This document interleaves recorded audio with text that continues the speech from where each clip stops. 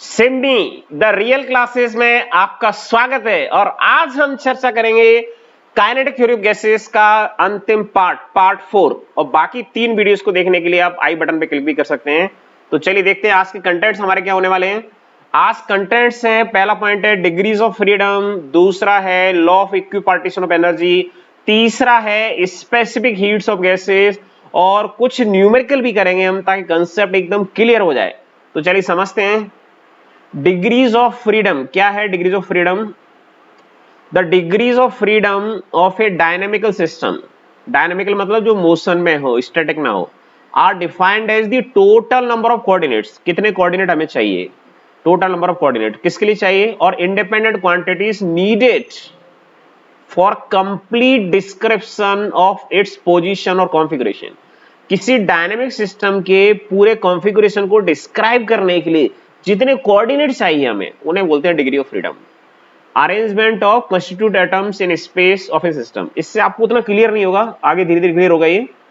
In other words, degree of freedom of A system is the total number of ways in which the particles of A system can absorb energy. थोड़ा सा clear और हुआ, किसी system के particles कितने तरीकों से energy absorb कर सकते हैं, उससे हम बोलते हैं डिग्री ऑफ फ्रीडम। थोड़ा और क्लियरिटी आती है तीसरी definition.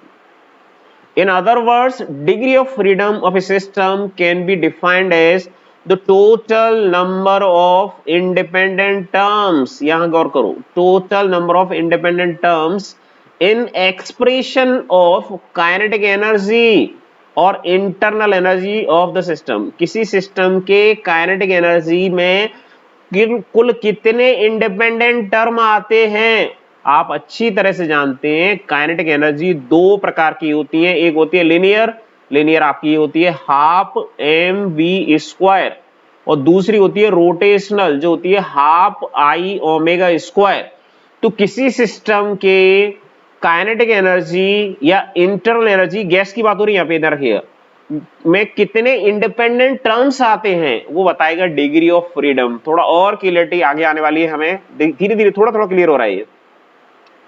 The formula for degree of A system is, degree of freedom of A system is, किसी सिस्टम की डिग्री ऑफ फ्रीडम के लिए ये फॉर्मूला है। डिग्रीज ऑफ फ्रीडम के लिए फॉर्मूला आपको याद रखना पड़ेगा, F बराबर है 3n माइनस के, स्मॉल f है degree of freedom 3n minus के। n क्या है भैया, n है number of particles in the system, किसी सिस्टम में कितने पार्टिकल्स होंगे। जैसे O2 डाई एटॉमिक गैस है ऑक्सीजन की, कितने पार्टिकल होंगे इसमें, 2। सल्फर डाइऑक्साइड कितने पार्टिकल होंगे इसमें, 3। हाइड्रोजन सल्फाइड कितने पार्टिकल होंगे इसमें, 3। तो n क्या है, number of particles in the system. K क्या है, K है number of independent relations between the particles, particles के बीच में इंडिपेंडेंट रिलेशंस कितनी है, उन्हें कहा गया है स्मॉल k। और ये फॉर्मूला बहुत अहम फॉर्मूला है जो हमें देने वाला है degree of freedom. Small f बराबर 3n माइनस के, n है नंबर ऑफ पार्टिकल, k है number of independent relations between the particles of the system. Degree of freedom of mono atomic gas, भाई एक गैस का मॉलिक्यूल ही हमने बनाया हुआ है स्फीयर से, अब ये क्या कर सकता है, एक्स दिशा में लीनियर मोशन कर सकता है, या बाई दिशा में लीनियर मोशन कर सकता है, एवं जेड दिशा में लीनियर मोशन कर सकता है। मतलब इसके पास काइनेटिक एनर्जी के 3 टर्म हो सकते हैं। क्या हो सकते हैं, अगर हम इसकी काइनेटिक एनर्जी लिखना चाहें तो काइनेटिक एनर्जी क्या हो जाएगी, मोनो एटॉमिक गैस की, एक्स की दिशा में इसकी वेलोसिटी हो मॉलिक्यूल की, तो हम लिख सकते हैं half m v x square, अथवा बाई की दिशा में लीनियर वेलोसिटी हो half m v y square, अथवा जेड की दिशा में इसकी लीनियर वेलोसिटी हो। तो इसका मतलब हुआ इसके काइनेटिक एनर्जी में 3 इंडिपेंडेंट टर्म आ सकते हैं। कोई कहे रोटेशनल एनर्जी, अब इस पार्टिकल को, छोटे से पार्टिकल को आप रोटेट करोगे तो पार्टिकल का साइज तो छोटा है, एटम का साइज तो छोटा है। एटम का साइज कितना होता है, -10⁻⁻10 मीटर। तो आप निकालोगे movement of inertia, movement of inertia क्यों, क्योंकि एनर्जी कितनी होती है, हाफ आई ओमेगा स्क्वायर, और आई कितना होता है, आई होता है एम आर स्क्वायर, तो आर तो बहुत छोटा हो जाएगा ना भाई इसका। तो रोटेशनल एनर्जी इसकी नेग्लिजिबल आ जाएगी अगर आप एनर्जी के टर्म से देखें तो। और सीधे फॉर्मूले से देखें, जो फॉर्मूला आपके पास लिखा हुआ है, एफ बराबर है 3n माइनस के।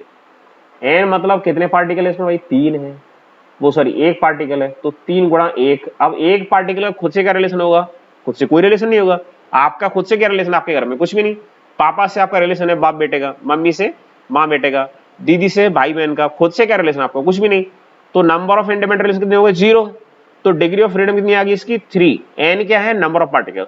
और ऊपर कितने आ रहे हैं आप देखिए, इसके काइनेटिक एनर्जी में कितने टर्म आ रहे हैं, 3 इंडिपेंडेंट टर्म आ रहे हैं। तो किसी सिस्टम के काइनेटिक एनर्जी के एक्सप्रेशन में या आंतरिक ऊर्जा या इंटरनल एनर्जी के एक्सप्रेशन में कितने इंडिपेंडेंट टर्म्स आते हैं, ये बात होगी एक। या सीधा फॉर्मूला F बराबर 3n माइनस के। n कितने पार्टिकल हैं भाई, इसमें 1 पार्टिकल है, तो हमने रखा 3n माइनस के मतलब कितने रिलेशन है इंडिपेंडेंट। इस मॉलिक्यूल का क्या रिलेशन होगा खुद से, कुछ नहीं। हीलियम एक क्या है, मोनो एटमिक पार्टिकल है। हीलियम एक मोनो एटमिक पार्टिकल कह सकते हैं, या आप एटम कह दो, मोनो एटमिक गैस है ऐसा कहें तो ज्यादा अच्छा आएगा। मोनो एटमिक गैस है हीलियम एक। तो वो जो मोनो एटमिक है भाई, उसमें खुद से क्या रिलेशन होगा एटम का, कोई रिलेशन नहीं होगा। तो आ गया 3n माइनस के। एन का मान है 1 और के का मान है 0। 3 इंटू 1 माइनस 0, 3। मतलब मोनो एटमिक गैस की जो डिग्री ऑफ फ्रीडम होती है वो होती है 3। याद कर लीजिए, डिग्री ऑफ फ्रीडम किसकी, मोनो एटमिक गैस की। मोनो एटमिक गैस मतलब ऐसी गैस जिसमें एक ही एटम हो, वो कितनी होती है भाई, वो होती है 3। एफ का मान होता है, डिग्री ऑफ फ्रीडम का मान होता है 3। किसके लिए होता है, मोनो एटमिक गैस के लिए होता है। क्या ये याद रखना होगा आपको, बिल्कुल हमेशा याद रखना होगा। कोई और उदाहरण जो आपको मोनो एटमिक गैस के आते हो, ऑर्गन है मोनो एटमिक गैस, क्रिप्टन है, जिनॉन है, ये सभी क्या है, मोनो एटमिक गैसेज हैं सभी के सभी, राइट। आगे बढ़ते हैं, degree of freedom of diatomic gas. Diatomic gas के कुछ उदाहरण देख लेते हैं जिसमें 2 एटम हो, N2, O2, carbon monoxide, H2। ये सभी किसके उदाहरण हैं, ये डाई एटमिक गैस के हैं। अब ये 2 मॉलिक्यूल दिख रहे हैं हमें यहाँ पे, मान लीजिए नाइट्रोजन के हैं, तो नंबर ऑफ मॉलिक्यूल कितने हो गए, 2।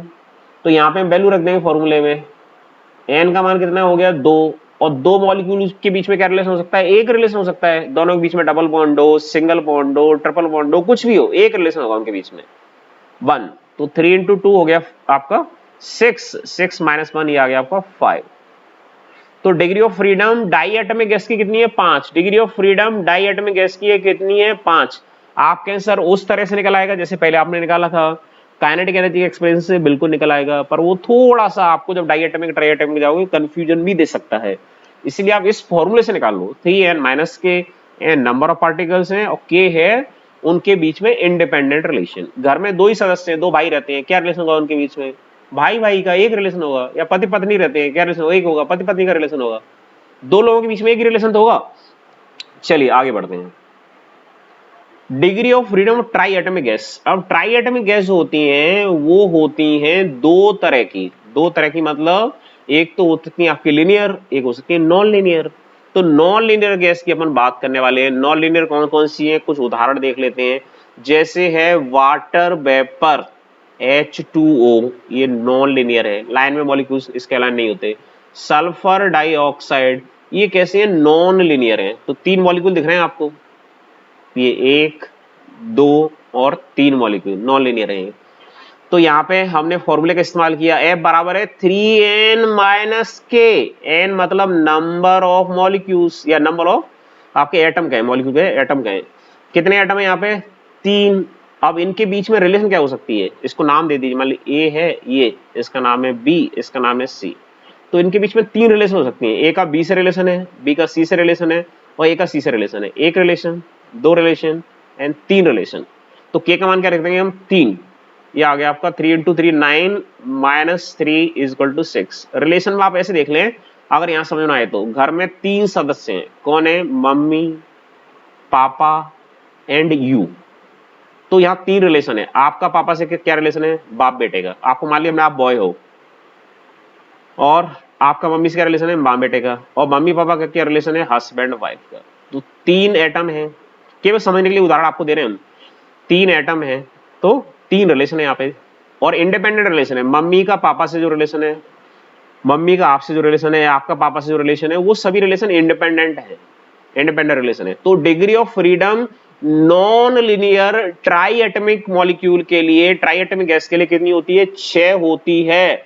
डाई एटमिक के लिए कितनी होती है भाई? 5 होती है। डाई एटमिक के लिए क्या होती है? 5 होती है। और मोनो एटमिक के लिए कितनी होती है? अभी देखा आपने, 3 होती है। अब है linear try atomic molecule, linear एक ही लाइन में हो, जैसे उदाहरण इसका कार्बन डाइऑक्साइड। आपको केमिस्ट्री उतना नहीं जाना, ये आपका कार्बन सल्फर, क्या कहेंगे इसको? CS2 कह दो। और ये है आपका HCN हाइड्रोजन साइनाइड, ये हो जाएगा carbon sulphide, carbon sulphide, carbon disulphide कहेंगे इसको, ठीक है, कार्बन डाई सल्फाइड। ओके, अब यहाँ पे तीनों मॉलिक्यूल्स हैं लेकिन लिनियर है ये, इसका नाम ए दे दिया अपन ने, इसका नाम बी दे दिया, इसका नाम सी दे दिया। तो यहाँ पे नंबर ऑफ मॉलिक्यूल्स कितने हैं? नंबर ऑफ मॉलिक्यूल है 3, लेकिन रिलेशन कितनी है? 2। ए का बी से रिलेशन है और बी का सी से रिलेशन है, सी का ए से कोई रिलेशन है नहीं। तो 3 गुणा 3 आ गया 9 और -2 तो आ गया 7। अब हम सम अप कर लेते हैं सारी चीजों को। पहला था आपका mono atomic gas, mono atomic gas के लिए डिग्री ऑफ फ्रीडम का मान कितना आया था भाई? याद है आपको? F बराबर आया था 3। फिर हमने बात की थी डाई एटमिक गैस की, diatomic gas, diatomic gas के लिए जो डिग्री ऑफ फ्रीडम था वो कितना आया था? 5। फिर आया हमारा ट्राई एटमिक में non linear, try atomic non linear, इसमें डिग्री ऑफ फ्रीडम कितना आया था? 6। फिर आया try atomic linear, try atomic linear gas, linear, इसमें डिग्री ऑफ फ्रीडम कितना आया? 7। 3 5 6 7, 3 5 6 7 याद रखना होगा, बिल्कुल याद रखना होगा आपको। मोनो एटमिक गैस की डिग्री ऑफ फ्रीडम है 3, डाई एटमिक गैस की डिग्री ऑफ फ्रीडम है 5 और ट्राई एटमिक गैस की नॉन लीनियर में डिग्री ऑफ फ्रीडम है 6 और ट्राई एटमिक गैस की लीनियर में डिग्री ऑफ फ्रीडम है 7। लेकिन यहां पे एक और अहम मुद्दा जिस पे हम जोर देंगे वो ये है कि कई बार अगर आपको गैस का टेम्परेचर 5000 केल्विन से ज्यादा दिया हो तो आप प्रत्येक केस में 2 डिग्री ऑफ फ्रीडम बढ़ा दोगे। क्यों बढ़ा दोगे? जब 5000 केल्विन से ज्यादा हो जाता है तो गैस के मॉलिक्यूल्स के पास एक और प्रकार की एनर्जी आ जाती है। एक तो हमने शुरुआत में चर्चा की थी कि जनरली कौन कौन सी रहती है? लिनियर काइनेटिक एनर्जी या ट्रांसलेशनल भी बोल सकते हैं अपन, ट्रांसलेशनल काइनेटिक एनर्जी। दूसरी रोटेशनल काइनेटिक एनर्जी। जब टेम्परेचर 5000 केल्विन से ऊपर पहुंच जाता है तो उसके पास आ जाती है वाइब्रेशनल एनर्जी। मॉलिक्यूल्स ट्रांसलेशन के अलावा, रोटेशनल के अलावा वाइब्रेशन भी करने लग जाते हैं। और वाइब्रेशन एनर्जी 2 तरह की आती है उसके पास, पोटेंशियल भी आती है और काइनेटिक भी आती है। इसलिए अगर टेम्परेचर 5000 केल्विन से ज्यादा दिया होगा तो प्रत्येक डिग्री ऑफ फ्रीडम आपको 2 बढ़ा देनी है। जैसे डाई एटमिक गैस की आपको दी हुई है 3, उसने का टेम्परेचर 5000 से ज्यादा है तो ऑटोमेटिकली 2 और बढ़ा दो इसमें ऑटोमेटिकली 2 बढ़ा दो, 7 कर दो उसको। बात समझ पा रहे हैं ना? लेकिन सामान्यतः ये आपके जो क्वेश्चन आते हैं उनमें ये नहीं रहता, 5000 केल्विन से ज्यादा नहीं रहता है, कम ही रहता है। तो इनसे काम चल जाएगा आपका 3 5 6 7, दैट इज एनफ। अब है law of equipartition of energy, काफी महत्वपूर्ण टॉपिक है ये। किसका? काइनेटिक थ्योरी ऑफ गैसेस का। क्या कहता है? It states that in any dynamical system in thermal equilibrium, thermal equilibrium का मतलब है कि टेम्परेचर हर जगह समान हो, the energy is equally distributed amongst its various degrees of freedom. This law was first deduced by Boltzmann. जैसे ये किसी कंटेनर में गैस भरी हुई है, अब इसमें हर जगह टेम्परेचर सेम है, हर जगह टेम्परेचर सेम है तो सिस्टम को हम बोलेंगे कि ये थर्मल इक्विलिब्रियम में है। टेम्परेचर कैसा है? हमारा कांस्टेंट है। किसी कमरे में एक जगह हीटर चल रहा है, बड़े कमरे में, हॉल में, और तो उस कमरे में जब आपने हीटर जलाना चालू किया उस समय टेम्परेचर सेम नहीं होगा, तो वहां जो गैस की मॉलिक्यूल्स हैं वो थर्मल इक्विलिब्रियम में नहीं होंगे। तो ये कब लागू हो रहा है? जब गैस के मॉलिक्यूल्स डायनेमिकल सिस्टम, मतलब जो डायनेमिक्स में है, मोशन में है, गैस के मॉलिक्यूल्स किस में हो? थर्मल इक्विलिब्रियम में हो। फिर क्या लिख रहे हैं?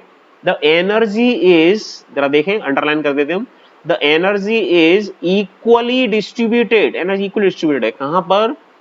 amongst its various degree of freedom, मतलब जितनी डिग्री ऑफ फ्रीडम है सब में बराबर बटी हुई है। जैसे किसी बाप की संपत्ति अगर 3 बेटे हैं तो तीनों बराबर बट जाती है, वैसी जो इसकी एनर्जी है वो अगर 3 डिग्री ऑफ फ्रीडम है तो तीनों डिग्री ऑफ फ्रीडम को बराबर एनर्जी मिली हुई है। This law was first deduced by Boltzmann. थोड़ा समझते हैं इसमें। जैसे बोल्ट अपन बात करें मोनो एटॉमिक गैस की, मोनो एटॉमिक गैस की बात कर लें। मोनो एटम गैस में हमने मान लिया कि टोटल जो इंटरनल एनर्जी है, सपोज कर लिया वो है 15 जूल। इसकी डिग्री ऑफ फ्रीडम कितनी होती है मोनो एटॉमिक गैस की? 3। तो प्रत्येक डिग्री ऑफ फ्रीडम को 5 जूल एनर्जी मिल जाएगी, मतलब इक्वली डिस्ट्रीब्यूटेड। ऐसा नहीं है कि एक फर्स्ट डिग्री ऑफ फ्रीडम में आपकी एनर्जी हो 8 जूल, दूसरे में हो 2, तीसरे में 5। प्रत्येक डिग्री ऑफ फ्रीडम को जो एनर्जी मिली है वो कितनी मिली है? 5 जूल, 5 जूल, 5 जूल। आप कहें सर अगर ये डाई एटमिक होती तो डिग्री ऑफ फ्रीडम कितनी होती डाई एटमिक के लिए? एफ डाई एटमिक कितनी होती? 5। तो प्रत्येक डिग्री ऑफ फ्रीडम को कितनी एनर्जी मिलती? 3 joule, 3 joule, 3 joule, 3 joule, 3 3 3 3 3, total आता 15। मतलब प्रत्येक डिग्री ऑफ फ्रीडम को बराबर मात्रा में एनर्जी उपलब्ध है। सीधे शब्दों में ऐसा कह सकते हैं। The energy associated with each degree of freedom पर मॉलिक्यूल इज।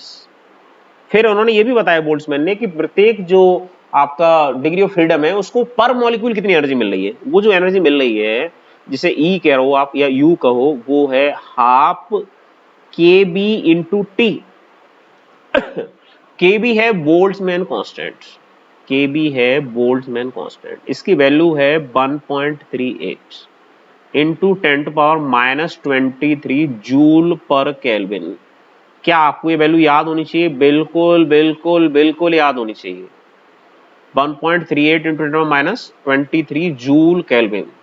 और T है absolute temperature of the system. जो बच्चे ना जानते हो उन्हें बता दें कि एब्सोल्यूट टेम्परेचर का मतलब होता है temperature in kelvin, not in degree Celsius, not in Fahrenheit. Temperature in kelvin. Absolute temperature का मतलब है टेम्परेचर इन केल्विन। आपने लिख दिया कि सर मैं डिग्री सेल्सियस में लिख दूं तो वो एब्सोल्यूट होगा? नहीं। फ़ारेनहाइट में होगा? नहीं। रीमर में होगा? नहीं। रीमर रैंकन तो अपन यूज नहीं करते, लेकिन मुख्य रूप से यूज करते हैं। इसके रूप क्या करते हैं? डिग्री सेंटीग्रेड, डिग्री फ़ारेनहाइट या केल्विन। तो केल्विन में होना चाहिए टेम्परेचर। और केबी क्या है? बोल्ट्जमैन कांस्टेंट है, जिसकी वैल्यू कितनी है? 1.38 इंटू 10⁻⁻23 जूल पर केल्विन। तो प्रत्येक डिग्री ऑफ फ्रीडम को इतनी एनर्जी मिलेगी। तब आ रहा है specific heats of gases. Average energy associated with the molecule per degree of freedom. अभी देखा अपन ने, किससे देखा? Law of equipartition of energy से। प्रत्येक मॉलिक्यूल को अपन इसको ऐसा ये कहें कि प्रत्येक मॉलिक्यूल की एनर्जी ये के ई मॉलिक्यूल की है। Total energy associated with 1 mole with 1 molecule. हाँ, एक अभी मोल पे नहीं पहुंचे अपन। टोटल एनर्जी कितनी हो जाएगी 1 मॉलिक्यूल के साथ? भाई जितनी ऑफ डिग्री ऑफ फ्रीडम है उसका मल्टीप्लाई कर दो। भाई एक डिग्री ऑफ फ्रीडम कितनी मिल रही है? Half KBT. एक डिग्री ऑफ फ्रीडम को कितनी एनर्जी मिल रही है एक मॉलिक्यूल के लिए? Half KBT. तो अगर उसकी डिग्री फ्रीडम एफ है तो एफ इंटू हाफ केबीटी, ये हो जाएगी प्रत्येक मॉलिक्यूल के लिए इंटरनल एनर्जी या काइनेटिक एनर्जी। एफ का गुणा कर दो, क्योंकि एक डिग्री ऑफ फ्रीडम को मिल रही है ना हाफ केबीटी, तो एफ डिग्री ऑफ फ्रीडम है तो कितनी हो जाएगी? F into half KBT. बात क्लियर है? नहीं, फिर से बता दें। एक डिग्री ऑफ फ्रीडम को एनर्जी कितनी मिल रही है? Half KBT. तो एफ डिग्री ऑफ फ्रीडम कितनी मिल जाएगी? F into half KBT. मतलब हम लिख सकते हैं एफ बाई 2 के बी इंटू टी। यही तो लिखा हुआ है यहाँ पे। ये मॉलिक्यूल के लिए भी बात हो रही है, अभी मोल के लिए बात भी होने वाली है आगे। Total energy associated with 1 mole of A gas. पिछली बात किसके लिए थी? मॉलिक्यूल के लिए थी। अब बात किसके लिए? मोल के लिए है। तो ये प्रत्येक बच्चे को पता होना चाहिए कि एक मोल मॉलिक्यूल में कितने मॉलिक्यूल होते हैं? 6.023 इंटू 10⁻³ नंबर ऑफ मॉलिक्यूल होते हैं एक मोल मॉलिक्यूल में। और इस नंबर को अपन बोलते हैं एन से नोट करते हैं, वो बोलते हैं इसको एवोगैड्रो नंबर। ये हमारी मैटर की क्वांटिटी को मेजर करने के लिए यूज किया जाता है, एवोगैड्रो नंबर। तो भाई एक मोल की बात हो रही है, तो एक मोल के लिए हमने क्या किया? एक मोल के लिए हमने मल्टीप्लाई कर दिया है। किसका मल्टीप्लाई कर दिया? एवोगैड्रो नंबर का। क्यों कर दिया है? एक मॉलिक्यूल की एनर्जी में एवोगैड्रो नंबर के बराबर मॉलिक्यूल हैं किसमें, एक मोल में, तो उतने मॉलिक्यूल को गुणा कर दो। अब के बी इंटू एन ए, के बी इंटू एन ए ये होता है आर के बराबर, के बी इंटू एन ए होता है आर के बराबर। आर क्या है, आर है यूनिवर्सल गैस कांस्टेंट। आर क्या है, आर है यूनिवर्सल गैस कांस्टेंट। आर की वैल्यू होती है 8.314 जूल पर मोल केल्विन। ये जो कंपटीशन होते हैं उनमें कुछ कंपटीशन में डायरेक्ट पूछ लेते हैं, बताइए यूनिवर्सल गैस कांस्टेंट की वैल्यू क्या है, 8.314 जूल पर मोल केल्विन। इसकी यूनिट भी पूछ लेते हैं कंपटीशंस में, यूनिवर्सल गैस कांस्टेंट की यूनिट क्या होती है, जूल पर मोल केल्विन। इसकी डायमेंशन भी पूछ लेते हैं, तो आपको डायमेंशन, यूनिट, वैल्यू सब पता होनी चाहिए। और किसके बराबर है, आर बराबर है, अभी तो बताया आपको हमने, Boltzmann constant into Avogadro number. तो आप ऐसा कह सकते हैं कि जो आपका बोल्ट्जमैन कांस्टेंट है वो universal gas constant upon Avogadro number के बराबर है। बिल्कुल है, बिल्कुल है, बिल्कुल है भाई। तो स्पेसिफिक हीट ऑफ गैस क्या हो जाएगी, स्पेसिफिक हीट क्या होती है, स्पेसिफिक हीट है आपकी Cb बराबर du अपॉन dt। Cb बराबर है du अपॉन dt। अगर आप स्पेसिफिक हीट को ज्यादा समझना चाहते हैं तो आप हमारे अन्य वीडियोस को भी देख सकते हैं, यहां आपको हम थोड़ा समझा देते हैं स्पेसिफिक हीट को। स्पेसिफिक हीट का मतलब होता है amount of heat required, amount of heat required to raise temperature of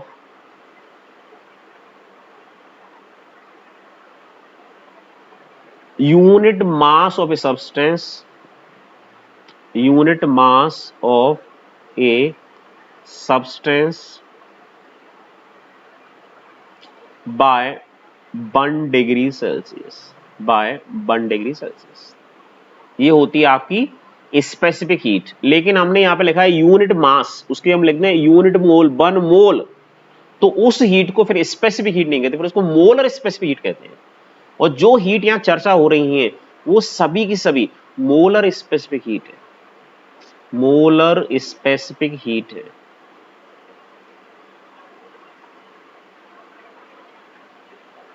और मोलर स्पेसिफिक हीट बराबर होता है molar mass into specific heat, molar mass into specific heat.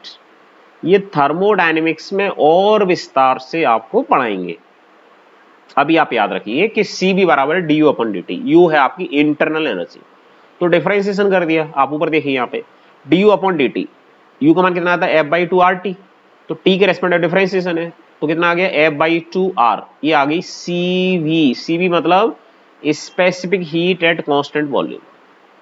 ये क्या है, ये है specific heat at constant volume. लेकिन यहाँ पे हमने आपको बता दिया कि सारी की सारी जो है specific heat molar specific heat है, मतलब एक मोल के लिए बात हो रही है, ये ध्यान रखिएगा। तो स्पेसिफिक हीट Cv क्या आ गई हमारे पास, Cv आ गई है F/2। F क्या है, degree of freedom, into R। R क्या है, यूनिवर्सल गैस कांस्टेंट। अब मोनो एटॉमिक गैस के लिए, मोनो एटॉमिक गैस के लिए F कितना है 3, तो Cv कितना हो गया 3/2R।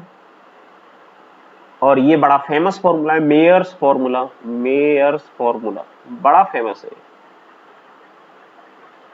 क्या, Cp माइनस Cv बराबर R, या Cp बराबर Cv प्लस R। Cp क्या है, specific heat at constant pressure, specific heat at constant pressure. लेकिन यहां सारी की सारी स्पेसिफिक हीट कैसी है, molar specific heat at constant pressure. और Cv क्या है, specific heat at constant volume. तो हमें Cp क्या मिल गया, Cp मिल गया Cv प्लस R। Cp का मान क्या मिला है 3/2 प्लस R, तो कितना आ गया 5/2R। तो मतलब Cp की वैल्यू आ गई हमारे पास 5/2R। R क्या है, यूनिवर्सल गैस कांस्टेंट। ओके, तो Cv आ गया 3/2R और Cp आ गया 5/2R। तो Cp अपॉन Cv के रेशियो को बोलते हैं रेशियो ऑफ स्पेसिफिक हीट या बोलते हैं एडिबेटिंग इंडेक्स, और इसे गामा से नोट करते हैं।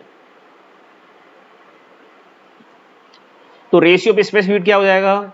Cp upon Cv। Cp कितना है? 5/2R, तो 2 से 2 कट गया, क्या है? 5/3, 5/3 यानी 1.67। तो मोनो एटॉमिक गैस के लिए एडिबेटिंग इंडेक्स या स्पेसिफिक हीट का रेशियो होता है 1.67। ये याद रखना होगा बिल्कुल। सबसे महत्वपूर्ण कौन सा है? सबसे महत्वपूर्ण है डाई एटॉमिक गैस वाला। अगला वाला। अब हेडिंग में क्या देखिए जरा, specific heats of diatomic gas. तो ये तो अभी हम ड्राइव कर चुके। क्या ड्राइव कर चुके कि Cv बराबर है वही, Cv बराबर है F/2R, F/2R। तो डाई एटॉमिक गैस के लिए F का मान कितना है? 5। तो हमने यहां रख दिया, तो आ गया 5/2R। तो Cv का मान आ गया 5/2R। क्यों आ गया? क्यों F का मान कितना है डाई एटॉमिक के लिए? 5। तो Cp कितना हो जाएगा? Cp हो जाएगा Cv प्लस R। Cv हमारा क्या है? 5/2R plus R। तो अल्टीमेटली क्या आ गया? 7/2R। यही तो लिखा हुआ है भाई, ये देखो जरा। Cp बराबर Cv plus R, 5/2 plus R यानी 7/2R। तो ये मिल गया हमें किसके लिए? डाई एटॉमिक गैस के लिए। सबसे महत्वपूर्ण डाई एटॉमिक गैस का। ट्राई एटॉमिक का भूल जाएंगे चल जाएगा, मोनोएटॉमिक का भूल जाएगा चल जाएगा, लेकिन डाई एटॉमिक का नहीं भूलना है, हमेशा काम में आता है डाई एटॉमिक का। तो Cv कितना आया? अभी अभी निकाला, 5/2R। Cp कितना आया? 7/2R। तो स्पेसिफिक हीट का रेशियो ऑफ स्पेसिफिक हीट्स या एडिबेटिक इंडेक्स कितना है? Gamma is equal to Cp upon Cv यानी 7/2R अपॉन 5/2, 2 से 2 गया, तो 7/5 दैट इज 1.4। गामा की वैल्यू है 1.4। किसके लिए? डाई एटॉमिक के लिए। और एयर को भी हम डाई एटॉमिक गैस मानते हैं, तो एयर के लिए भी इसका मान 1.4 है। क्यों मानते हैं? मेरा एयर में 78% नाइट्रोजन है जो डाई एटॉमिक है, 21% ऑक्सीजन है जो डाई एटॉमिक है। तो भाई अब 99% तो ये हो गए ना। तो एयर को भी हम डाई एटॉमिक गैस मानते हैं, हालांकि एयर कोई गैस नहीं है। एयर क्या है? Air is a mixture of gases. Air is a mixture of gases. तो एयर की जो प्रॉपर्टीज हैं, थर्मल प्रॉपर्टीज हैं, वो डाई एटॉमिक गैस से मिलती होती हैं। इसलिए गामा का मान फिर लिख देते हैं 1.4 है। किसके लिए? डाई एटॉमिक के लिए। और एयर के लिए भी 1.4 ही लेना है। एयर के लिए 1.4 ही लेना है, याद करना है बिल्कुल। डाई एटॉमिक वाला याद करना है कि गामा का मान 1.4 है, Cp का मान 7/2R है, Cv का मान 5/2R है। R क्या होता है? 8.314 जूल पर मोल केल्विन। ये हमें एकदम टिप्स पे आ जानी चाहिए चीजें। अब पहुंच गए हम ट्राई एटॉमिक गैस में, और ट्राई एटॉमिक दो तरह की हैं, लीनियर एंड नॉन लीनियर। तो Cv बराबर क्या है हमारा? Cv बराबर है F/2R। और F कितना है नॉन लीनियर के लिए? 6। तो रख दिया इसमें Cv बराबर 6/2R यानी 3R। 3R यही तो लिखा है भाई, 3R। तो Cp क्या हो जाएगा? Cp हो जाएगा Cv प्लस R। Cv कितना है? 3R प्लस R आ गया 4R। That is Cp is equal to 4R। Specific heat at constant pressure का मान है 4R। Specific heat of at constant pressure किसके लिए? Triatomic non linear gas के लिए। This triatomic non linear gas का है। अभी ट्राई एटॉमिक लीनियर की बात होने वाली है अगली स्लाइड में। हाँ, तो अभी Cv आ गया 3R, Cp आ गया 4R, आ चुका ये। तो अभी उसी की बात चल रही है। रेशियो ऑफ स्पेसिफिक हीट्स कितना आ जाएगा? Cp upon Cv, 4R upon 3R, 4/3 that is 1.33। अब अगली स्लाइड की जिसकी बात कही थी हमने वो आ गई। वो आ गई try atomic linear gas. Cv कितना है? Cv सब के लिए इतना ही है, F/2R। F कितना है इसके लिए? 7। किसके लिए? ट्राई एटॉमिक लीनियर गैस के लिए। Try atomic linear. तो Cv बराबर 7/2R। तो Cp कितना हो गया? Cv plus R। Cp हो गया Cv मतलब 7/2R प्लस R यानी 9/2R। तो गामा कितना हो जाएगा? गामा हो जाएगा Cp upon Cv। 9/2R upon 7/2r, मतलब क्या बचेगा 9/7। अगली स्लाइड पे देख लेते हैं। सी भी कितना है 7/2r, सी भी कितना है 9/2r, तो गामा कितना है लास्ट में लिखा है Cp upon C 9/2r upon 7/2r, 9/7 is equal to 1.28, क्या आ गया 1.28। ओके, अब आगे आपके सामने प्यारे प्यारे न्यूमेरिकल्स जो हमारा कंसेप्ट क्लियर करेंगे इसके बारे में। तो चलिए देखते हैं और समझते हैं न्यूमेरिकल्स को। Calculate the internal energy of 1 gram of oxygen. Oxygen का मोलर मास कितना है 32। तो मोलर की तो हम जानते हैं, एक मोल की इंटरनल एनर्जी कितनी होती है ये तो मालूम है हमें। ऑक्सीजन का, और किस पे दिया हुआ है इसने, एनटीपी पे दिया हुआ है, नॉर्मल टेम्परेचर प्रेशर पे दिया हुआ है 1 ग्राम। तो मोलर मास ऑक्सीजन का कितना है भाई 32 ग्राम। ये किसकी पूछ रहा है, 1 ग्राम की पूछ रहा है। तो एनटीपी पर जो टेम्परेचर होता है वो होता है 273 केल्विन, यानी 0 डिग्री सेल्सियस, बिल्कुल 0 डिग्री सेल्सियस। एसटीपी पर स्टैंडर्ड टेम्परेचर प्रेशर की जो कंडीशन रहती है उस पर क्या रहता है रूम टेम्परेचर 25-27 लेते हैं। तो हमारे पास क्या फॉर्मूला है इंटरनल एनर्जी का, किसके लिए 1 ग्राम ऑफ ऑक्सीजन। ऑक्सीजन कैसी है डाई एटमिक है, तो डाई एटमिक का फॉर्मूला भी अभी हमने देखा था, क्या देखा था 5/2 RT। मोन एटमिक का क्या देखा था 3/2 RT। तो 5/2 RT, आर का मान हम जानते हैं, बिल्कुल जानते हैं, कितना है 8.314। टी का मान कितना है 273 केल्विन। ये किसके लिए आएगा, ये आएगा 1 मोल के लिए, मतलब 32 ग्राम ऑक्सीजन के लिए आएगा, 32 ग्राम के लिए। लेकिन वो तो 1 ग्राम के लिए पूछ रहा है। So for 1 gram oxygen, 1 gram oxygen, 1 gram oxygen के लिए 32 का भाग दे दो, स्मॉल यू लिख दो, स्मॉल यू बराबर कैपिटल यू बटे मोलर मास। तो 5/2 8.314 इंटू 273 बटे 32,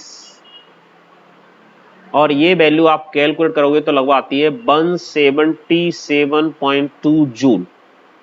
अगर वो कहता 1 मोल के लिए तो कोई अंतर नहीं था भाई, 1 मोल के लिए कहता तो अपना कितना आता, अपन को एम से डिवाइड नहीं करना पड़ता। अगर वो कहता 1 मॉलिक्यूल के लिए तो आता 5/2 kBT, आर के केबी आता।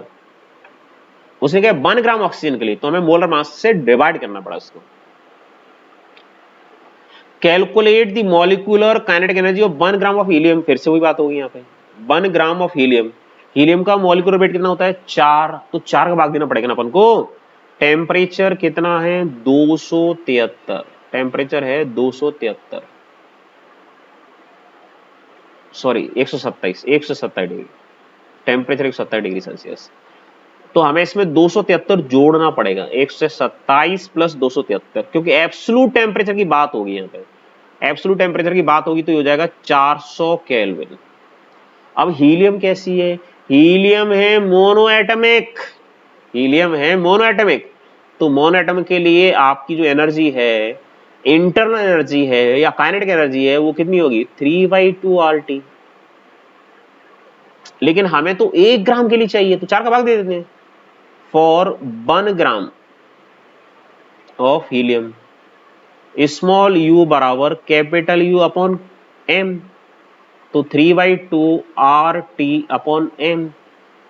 एम क्या है मोलर मास, 3/2 R कितना है 8.314, टेम्परेचर कितना है 400 केल्विन, और एम कितना है 4, तो 4 का भाग दे दिया अपन ने। तो 4 का भाग देने पे ये मिलता है अपन को 12.5 जूल के आसपास अप्रोक्सीमेट मिल जाएगा, 12.5 जूल। आप मल्टीप्लाई कर सकते हैं, देख सकते हैं, आप चाहे तो इसको रोक करके न्यूमेरिकल देख लीजिए, आराम से सॉल्व कर सकते हैं, कोई इशू नहीं है। तो ये 2 न्यूमेरिकल लिए हमने जिन्होंने हमारा कंसेप्ट क्लियर किया, और इसी के साथ हमारा ये आज का लेक्चर समाप्त हो रहा है।